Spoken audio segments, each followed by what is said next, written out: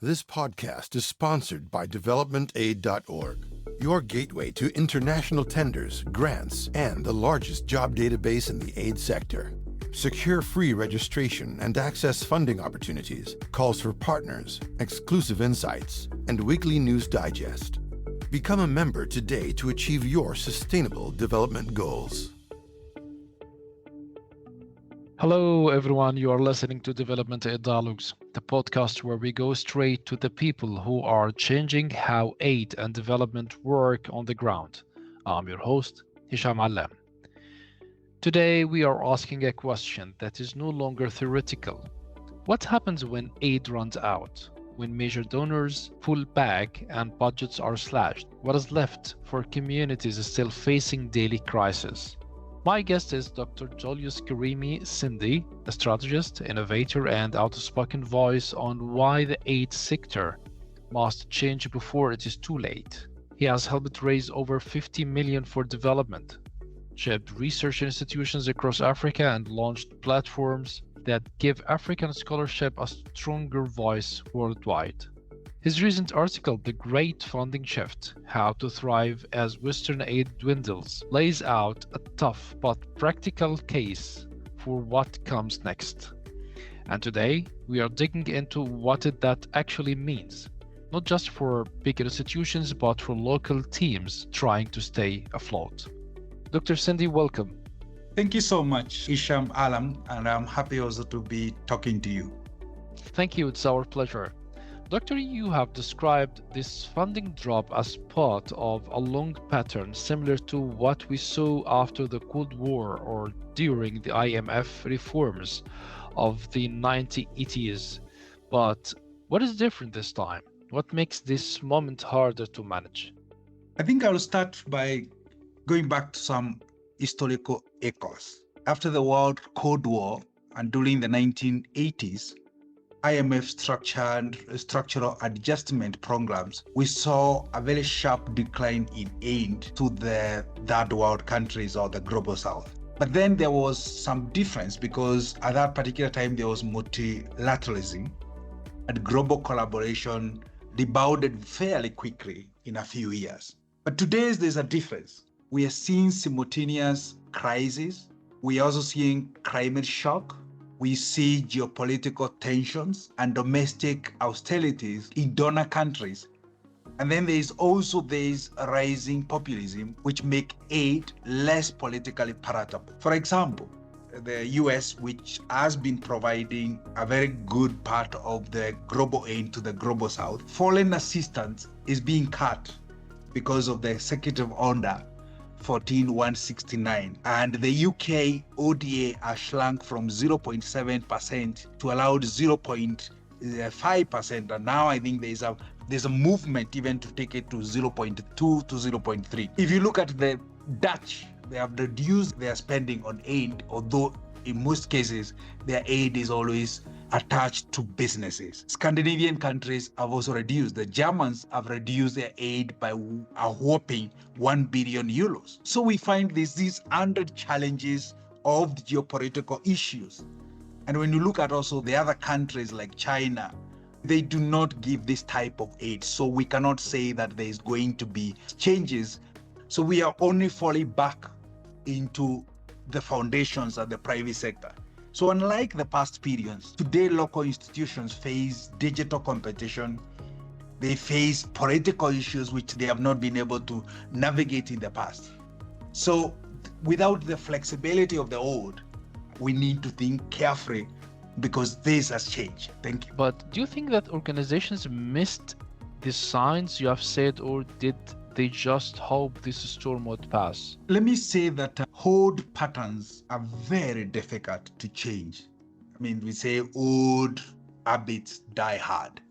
Yes, many saw the signs because the signs were there, especially post-COVID. And I mean the changing donor rhetoric, and also few acted. There's been a culture of dependence and a fear of diversifying too fast. Because if the money is available, usually in organizations, the group that wins and the group that makes a call is a group which wants to follow the pattern which is known. They don't want to risk.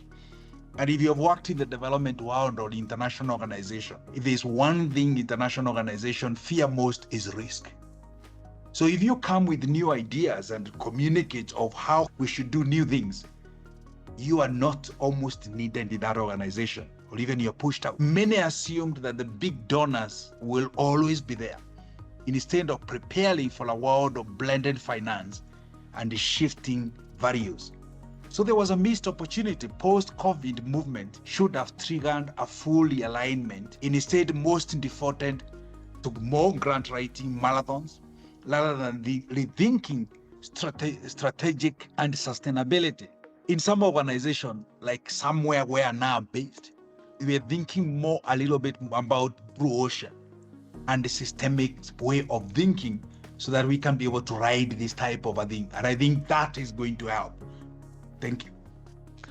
Doctor, you have also talked about the need to adapt to a world that is volatile, uncertain, complex, and unpredictable. Is it the kind of language used in business and security circles? Should development organizations change how they think and work at a basic level? Absolutely. The VUCA is not even new. That is volatility, uncertainty, and complexity, ambiguity. It is a way of thinking which requires agile and adaptive and decentralized way of thinking, which in most cases goes completely contrary to the way development organizations think. And in particular, the bigger the organization it is, the more institutions it has and processes. And usually most organizations fall into creating a lot of great policies, great processes, which work when everything is working. And because they have centralized a lot of things, a lot of the people who work in many of these organizations are not given even the opportunity to think. It is a centralized way of doing things. You come, you fit. If you fit, you succeed. If you don't fit, you don't succeed. And in most cases, you find your way out. So our development organizations, particularly the bigger you are, we have created systems which are able to reward individuals and workers who conform, workers who understand systems, workers who are able to know policies, follow them to the letter, and make sure they can work within them. So there isn't a scenario where you talk about, what if there was volatility? You need to think outside the box. No, the organizations and the systems are not there for you to think. They're there for you to follow. When times of uncertainty, a lot of these organizations are not thought about. And because we also have what we call regular 5-year plans or strategic plans, those are strategic plans, not strategically thinking about the current, is thinking about 5 years. What if there's a volatility and changes and uncertainty is happening? How quickly can they be agile and look at these complex issues and change? And that's why you find, like now, some of the organizations actually affected the international organization, in fact, the UN system, because things are complex, things are codified, things are policies. It is very difficult for them to be agile, adapt, and centralize thinking, because a lot of it is centralized thinking.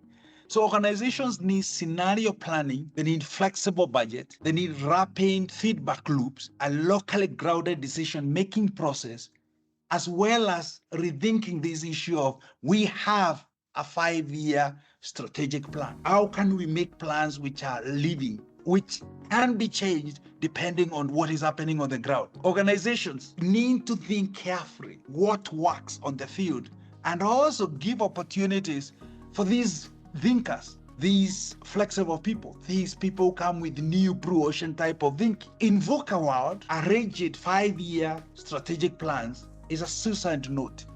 What is needed is interactions, not perfections. It changes. It is things which and be given an opportunity, even sometimes to fail.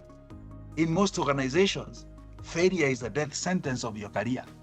Yes. So model to learn. Africa Health Ministries that used community feedback looping during COVID managed vaccine better than rigid national campaigns. Thank you.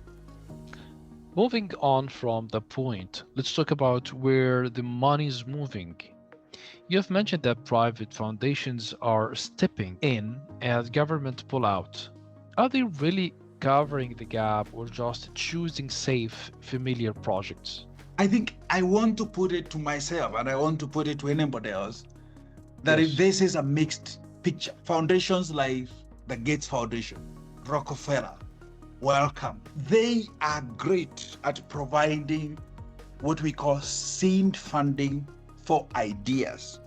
Things which other organizations like USAID and other like FSDO from UK or not risk is where thou get risk and put money into those type of areas, where Rockefeller would put money, where Welcome would put money. But then when it comes to moving beyond that to scaling up, foundations are not good at that. Because first of all, the funding gap is so huge that their money is not enough. And they also prefer measurable. They actually mostly like biomedical health research because that is easy. It is big things. It is a big problem. Everybody can see it. And if there's a solution to it, it can be seen and it can be attributable. Then they like tech-driven interventions. But some of these interventions which are needed in the world currently are not that easy sometimes to pinpoint. They need scaling up of very small, mundane things which are not very politically correct.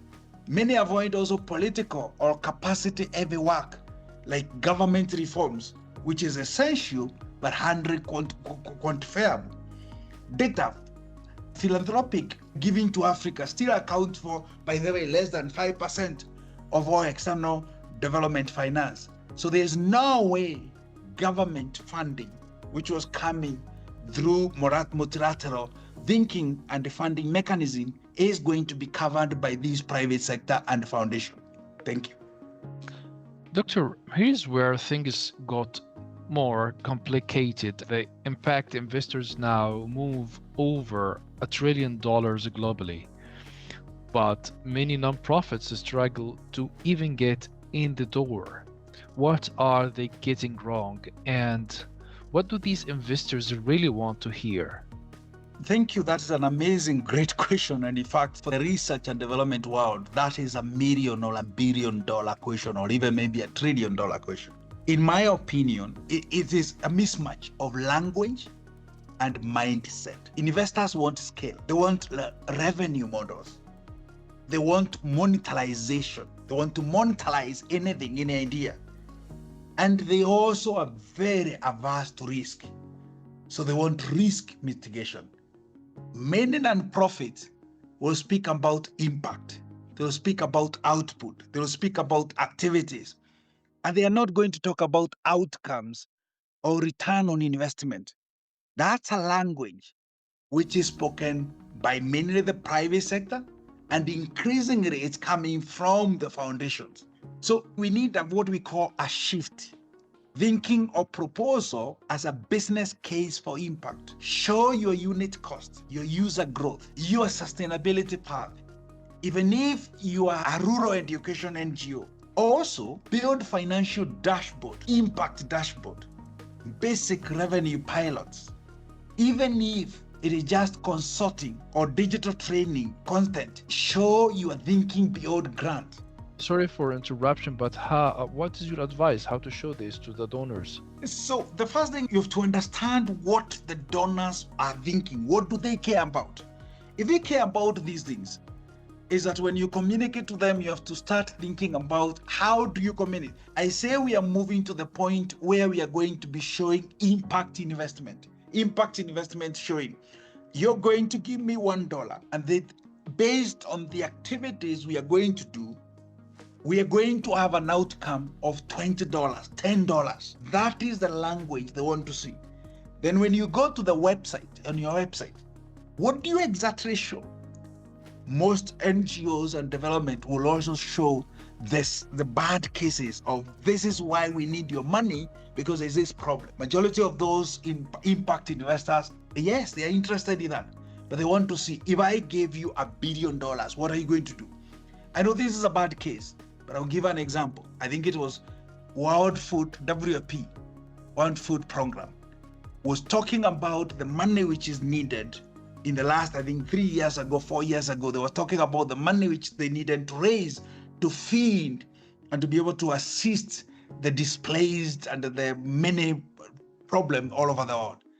And then one investor, this is Elon Musk, said, show me what you have done with your 2 billion, with your 1 billion. And if I can see impact, then I'll put my own 1 billion in it. And I think that conversation we did not end. So that's where we are talking about. We need to rethink on how do we communicate with the people who are based on, if I put money, I want to see, if I put $1, I want to see $3 on the other side. Over to you. From your experience, you have worked with over 120 institutions of financial certifications, right? Yes, sir. How much does solid internal management decide whether you can access new forms of funding? Actually, why are we working with these organizations? It's that because we talked with the people who make decisions on where they put their money. And if you go traditionally, the amount of money allocated to Global South, and I will give an example of Africa. The amount of money which is being allocated to Africa for various types of research and development is a humongous amount of money.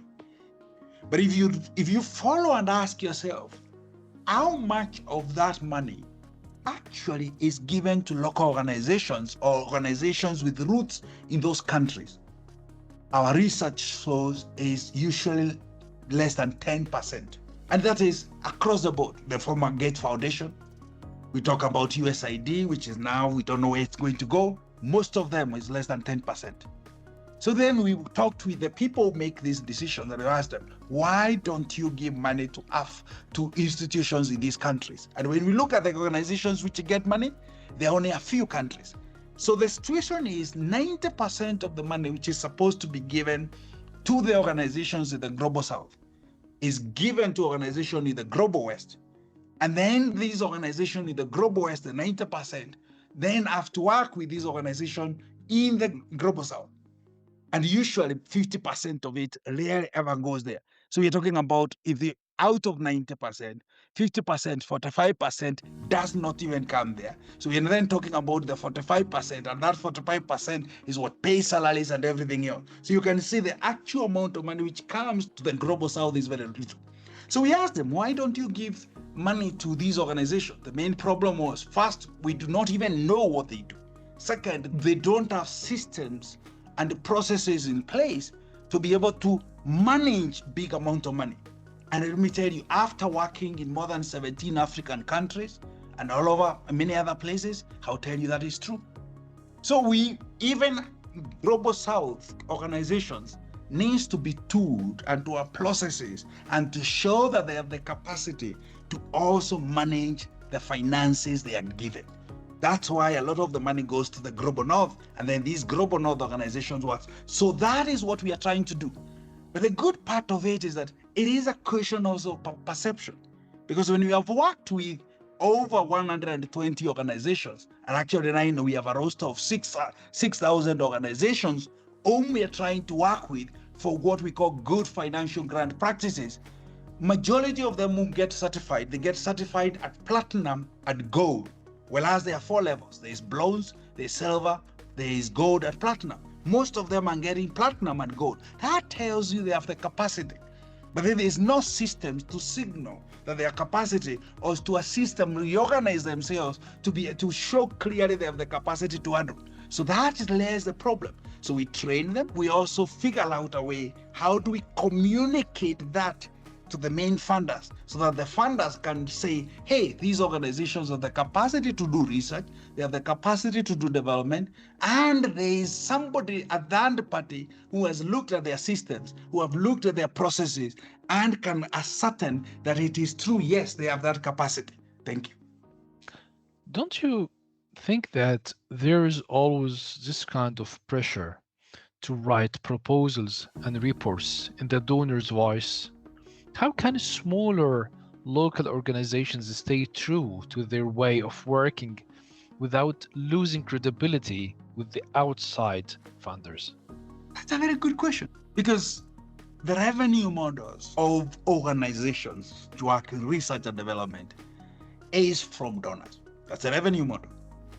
If you have money as a donor, whether it's government, private sector, or a foundation, or whatever organization it is, you need to be sure that the collaborator you're collaborating with has the mechanism and has a plan to spend any money you give it to them. So there is no two ways that there will always be proposal writing, because that is a way. Proposal writing is a way of that organization communicating to whoever is financing them, to, I call them investor, to the investor, that I have great ideas. These great ideas are going to show you this type of result. That is the activities. And these activities will show this outcome. And this outcome is going to show this impact at the end of the day. So that will always be there. There is that. So a proposal is a way of communicating. The investor says, I have an interest in this area. And whoever writes the proposal says, oh, I have great ideas. I have the connection, I have the network, I have the context knowledge, and I will be able to give. If you invest in me, this is what you're going to get in return. But I think we also need to ask ourselves, do we only need the proposals where we are given money for a particular thing? Or we also need to rethink, do we also need money, which we call core funding? That you go to an organization, and in that organization, you tell them, I see you are able to do a good thing. And instead of me telling you what exactly you should do, I want to invest you with $100 million US. I put it into you. Think carefully on how you can also be sustainable, because that's the biggest problem. Proposal is not sustainable because it's what we call a treadmill, where everybody has to be writing a proposal. So even if you are a researcher in that area or a development, your life is about writing the next proposal, because if you don't get funded, you have no job. But then if we have this money, which is called core funding, is given to some of these organizations, and I would say most of these organizations, they can actually ask themselves, what is the biggest problem in the area I am interested in? And when they think of what is the biggest problem, then now they can design programs, systems, and things which are going to alleviate those problems, and not necessarily only react to what a donor has said, this is my priority, this is what I want to work on. Please, now tell me how you can work in this area and you can get this result. Now, these organizations then can also now work, and actually that is what might be the solution to the perpetual problem of 40 years working, or 40, 50, 60, 70 years working in the global south, and a lot of organizations can't show results. It is because these organizations that are at the ground do not work on contextual problems, contextual issues. They do not even have an opportunity to co-create the solutions. Their proposal call is called, a donor has already thought, an investor, donor, whatever it is, has already thought what they want. They have already thought the result they needed. And then they ask somebody, now, can you respond to this? And of course, if I'm a proposal writer, I try to get into your mind, I try to understand what you need, and I tell you I can do it, because I need money to keep on running. Yes, but many of the new players, the CSR programs, the social investors, they want quick results and big numbers. Does that pressure nonprofits to look like tech startups rather than stick to deep long-term work? Yes, that is the issue. In English says, whoever pays the piper calls the tunes. So if investors would want quick results because they have a board or a government or somebody who is going to tell, we gave you these finances, what did you do with them? What result?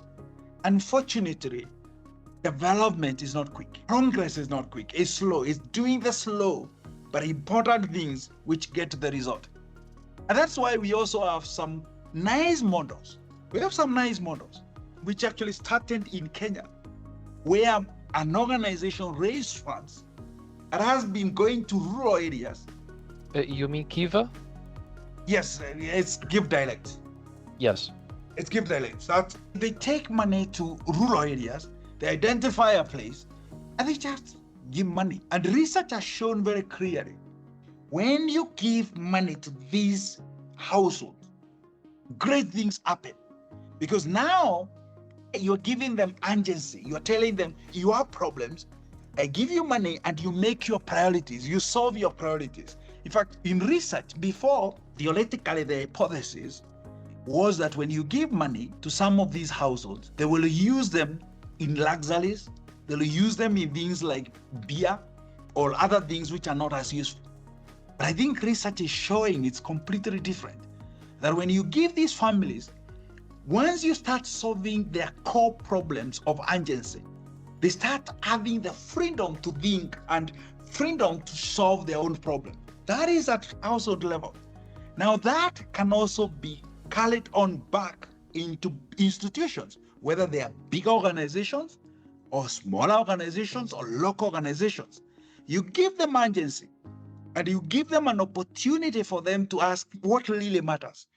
What are we here for? How can we use the resources to solve this problem, but also to create some sustainability so that we move out of this, what we call treadmill of always writing the next proposal, without asking ourselves. And actually, in my life at the moment, because I have enough experience to say, a lot of the projects are 2-year, 1 year, 2 year, 3 year projects. Very few actually even go back to fund the same thing twice or 3 times to find sustainability. By the time you start solving the problem, you utilize all the lessons you learned to now implement that. So you need maybe another 3 years or another 5 years for you actually to show result. But very few money at the moment ever comes with that type of time horizon. So organizations have become like politics, where a politician then has 5 years or 4 years or maximum 7 years, and they have to show by the time they learn the politics, time is up and they need another election. So how are they going to ever show result? That's the same thing with projects and programs in the global south. By the time you're about to show result, you have to write a report and you have to fundraise for the next one. Thank you. This is a nice metaphor. On a related note, I'd like to ask you about crowdfunding platforms like Kiva and Global Giving. That sounds promising, but in places without a strong digital access, is it realistic, or are these tools still geared towards the better connected groups? I think that's a very good question in the current times. What I will say actually is that the connectivity in the third world is better than people who live in the first world ever think of in the global south. So there is a lot of connectivity going on. So that's not a problem. So digital inequality is not real as you think, but also there's some reality in knowledge. Actually, more is about knowledge. So we can then talk about hybrid models are actually emerging, where local campaigns are boosted through some diaspora-led fundraising work as well. So I'll give a case in point. In total global south, the global transfer of money from the first world, which is called remittances, is bigger than all the funding whichever goes to this global south. So the models are there. So because these people work in the global north are able to transfer huge sums of money to their global south countries. So the models are there. Now the question is, the inequality comes in information. Who has what information about what opportunity? And apparently, that one sometimes is mainly people who come from the global north, who work in the global south, and the ones who have the networks and the connectivity and the knowledge and also the trust to be able to utilize some of these platforms. Because even if you utilize platform, nothing change connections, nothing change networks. Money flows to individuals and to networks people trust, and not necessarily even to ideas. So all these things are great, but we need also to remove that ceiling of if funding has to come, it normally goes to individuals who come from the global north who work in the global south. Speaking about impact, do you believe that the future of aid is moving toward business style models where survival depends on having both impact and revenue plan? I don't believe that, unfortunately, because a lot of the things which need impact, which have social impact at the beginning, always have a long lag in terms of investing without actually seeing real results and seeing real impact. I'll give you very quickly an example of education. If you have to invest in education or even in health sector, you cannot say that I want to see results immediately. That takes a lot of years of investing of education or in health policies, in health issues. Then 10 years, 20 years, 30 years, you see the result of the investment. So the model we are talking about, like business, cannot be realistic if we are to talk about real development. And we have case studies. If you go to Singapore, if you go to even China, the development we see today is a process of a lot of training, a lot of education which has been done over the last 30 years. But now as we see the result, that is where the problem is. So there will be a place for impact investing. There is a place for private sector, but there is also a place for these long lag investment which are needed, which you cannot see impact at the beginning. So we need both. And that's why government investment from the global north also have to be sure that they cannot ask for the same result that a private sector is going to ask. But I will put a line there.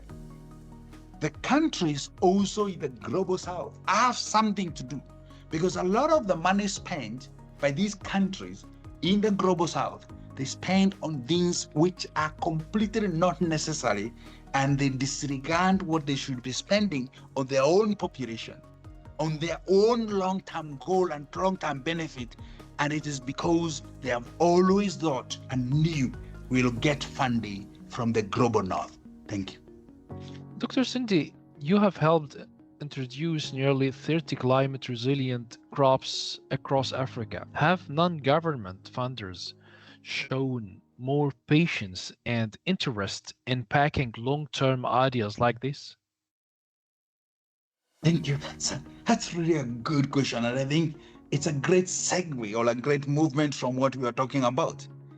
If you talk about development of a product, like agricultural product, like plants, food crops, if you have to develop a product, in the past, a case like banana, it takes 20 years and above to produce one variety. It takes 15 years for cassava. These things have a long term. So a lot of the government, yes, they spend money. Let me say this.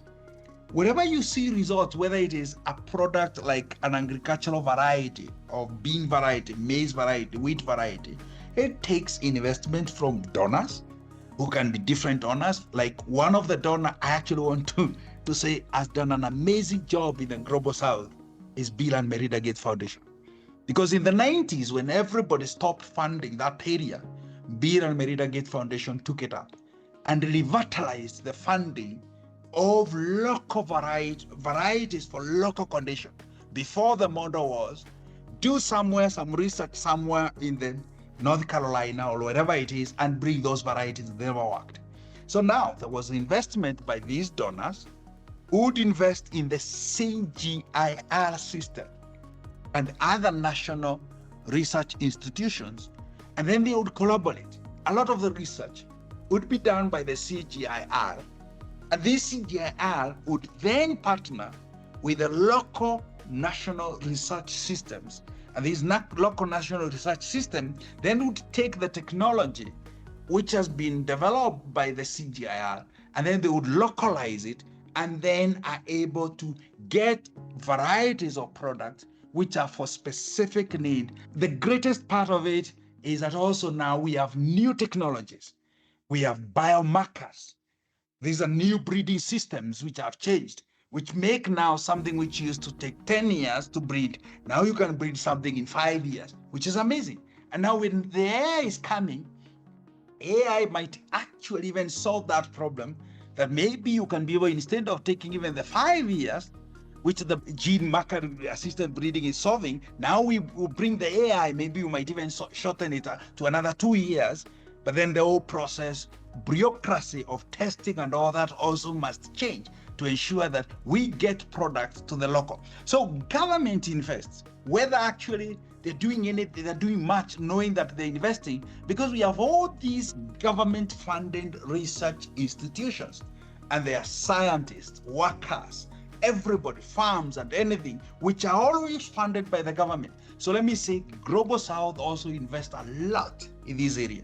So even when I worked and assisted in the release of more than 30 varieties, which is a lot for anybody to do, it means that there was a lot of systems in place, both from funders, USAID, Bill and Melinda Gates Foundation that time, and others, even UK aid that time, brought together a lot of finances, a lot of systems in place to ensure this works. And also the governments in these countries assisted. Now, I think the kicker is, this is where the problem is. We have a lot of new products in Africa, whether it's a particular agricultural product, sitting in shelves or in greenhouses in the African research institutes and also in the CGI, which are not taken to the market or taken to the next users who are the farmers. And that means they cannot help the farmers because the system was not set for scaling up. So we need now systems and government and funders to be able to fund what is the next step. Africa Development Bank brought another program called TAT, and that TAT was something which was supposed to bridge that gap. How do we get these products and bundle of interventions to make sure that we have an impact, particularly in Africa? But I don't think it has done as well as it should, but it's a great way forward. And that is also what the CGI are doing at the moment. So I can say, true, there's a lot of things being done, there's a lot of credibility, but I think the part which is missing at the moment is the connection between all that great work with the private sector who can scale up, and also the government who have also the means to scale up. Thank you. The crucial question that comes in my mind now is about the small teams working in tough places, underfunded, maybe off the radar. How can they even get started in this new funding world without being drowned out? I really like your idea. That's a great idea. How can small teams, without a lot of resources, also get it done? Actually, my answer is that we are in a golden opportunity. In the old times, you needed, for you to be known, for your work to be seen, you needed funding. And after funding, that will give you the budget to do the work. And after doing that work, you needed also a very big team of communication. People who can showcase your work, communicate to donors and write. Yes, that needs a whole big mechanism which only a big organization could do. But in today's life, we have social media. Everybody has a computer, almost in the global south. Everybody has access to social media, YouTube, TikTok, LinkedIn, Facebook.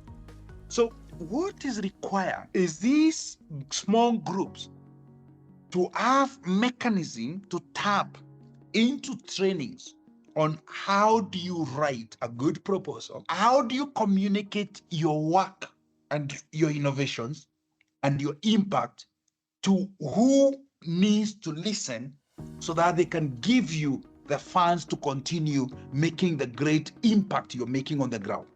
So they have more opportunity to do that than they had before because they have the technology.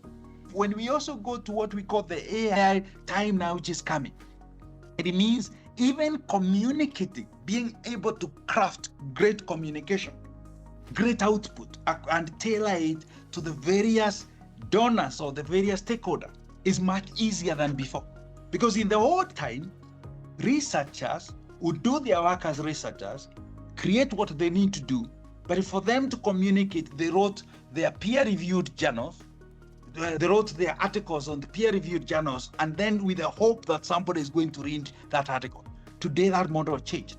Even now, when you are a researcher, you are a great scientist, after writing your great paper, you need to figure out a way, how do you turn that paper into things which can be communicated on YouTube, on LinkedIn, and the various models for the stakeholders to see. Now we are getting to a point where almost everybody is at that level that you can leverage the technology and be able to communicate almost at par with an expert communicator, expert policy engagement and a communicator in a big organization. The question is, do they have the knowledge on how to utilize these tools? Thank you.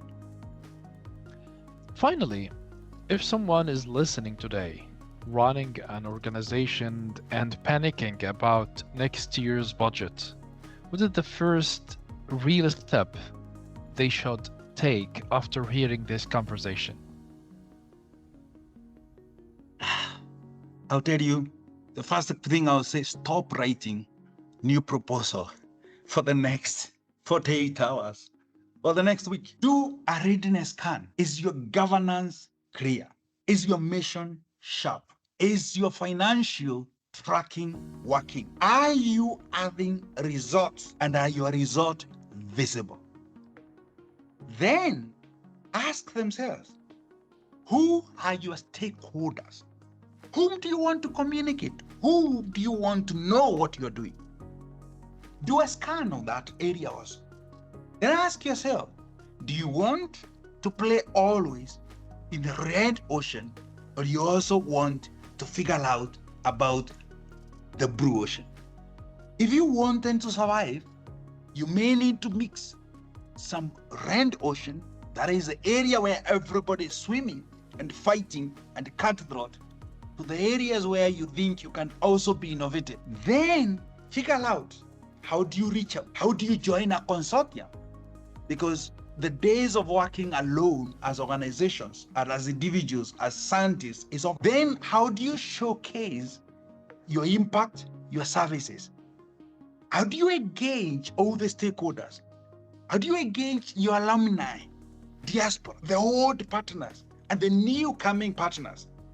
How do you leverage what you already have before even chasing what is very far? The last one, what do people know about you? What is your blood? Can you be able to ask yourself, what do I stand for? And once you do that, then you can create and craft a blood which communicate about what you are. And then you're going to attract investors and the partners who are willing to invest on your dream, on what you stand for, and be able to showcase that. Because the biggest problem in the global south is we do not know how to tell our stories. So our stories are told by others. And when stories are told by others, there could be some miscommunication. There also could be some loss in translation. Learn to showcase, learn to tell your stories. Thank you. Your perspective is inspiring, sharp, timely, and clear. You have made one thing obvious. This is not just about budgets, it's about mindset. It's about changing the way we look at value, partnership, and the future of aid itself. For our listeners, the traditional aid structure is shifting fast. Waiting for the old ways to return is not a strategy. Whether you are running a nonprofit, a social enterprise, or a community program, this is the moment to think differently. I'm Hisham Alam signing off, and this is Development Aid Dialogues. Join me next time for another real-world conversation with the people behind the headlines and the future they are trying to build. If you think this conversation matters, spread it within your circle. Stay engaged, stay tuned. Goodbye.